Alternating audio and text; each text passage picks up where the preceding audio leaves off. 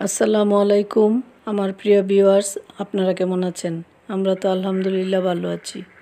আজকে আপনাদের সাথে নতুন একটা রেসিপি শেয়ার করব। আশা করি রেসিপিটা ভালো লাগবে।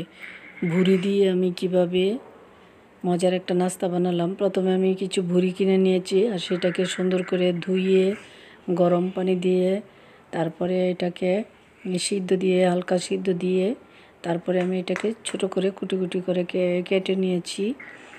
আর এটা হলো ছাগলের ভুড়ি। এখানে আমি বিভিন্ন রকম মশলা দিয়ে আগে ভুড়িটাকে জাল দিয়ে নিয়েছি। এখন আমি বাগার দিব।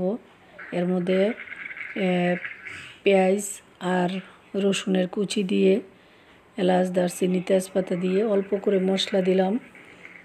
দিয়ে আমি আলু ভাজিটা আগে করে নিচ্ছি। আর যেহেতু ভুড়ির মধ্যে আমি সব রকমের মশলা আগে দিয়েছিলাম, সেই জন্য আমি মশলাটা কম দিলাম।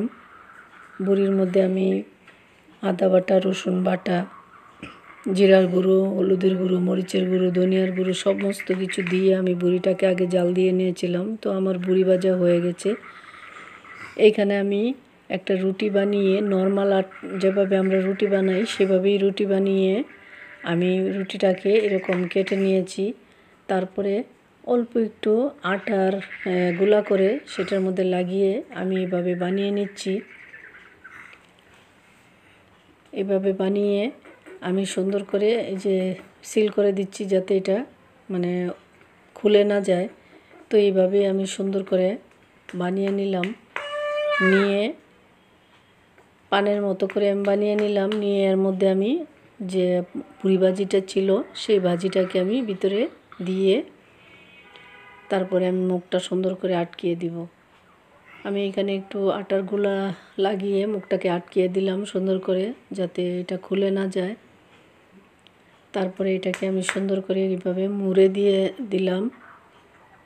দিয়ে এখানে যে আমি আটা দিয়ে অল্প একটু গুলা করে রেখেছিলাম সেটার মধ্যে একটু চুবিয়ে নিলাম। নিয়ে আমি ছানাচুর রেখেছি, সেই ছানাচুরটার মধ্যে এইভাবে চাপ দিয়ে ছানাচুরটা দিয়ে দিলাম। দিয়ে আমি চুলার মধ্যে সুন্দর করে ভাজতে দিয়ে দিলাম। এইভাবে আমি অল্প করে তেল দিয়ে সব সময় ভাজি। আর বলতে পারেন কেন? কারণ এক তেল আমি বারবার ব্যবহার করি না। যেদিনের তেল সেদিনই শেষ করে ফেলি।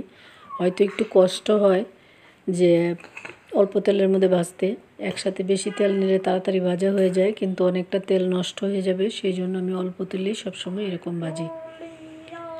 তো 2টা করেই দিলাম, 4টা করে আর দেই নাই, তেলটা নষ্ট হবে। সেই জন্য আপনারা চাইলে বেশি তেল দিয়েও করতে পারেন।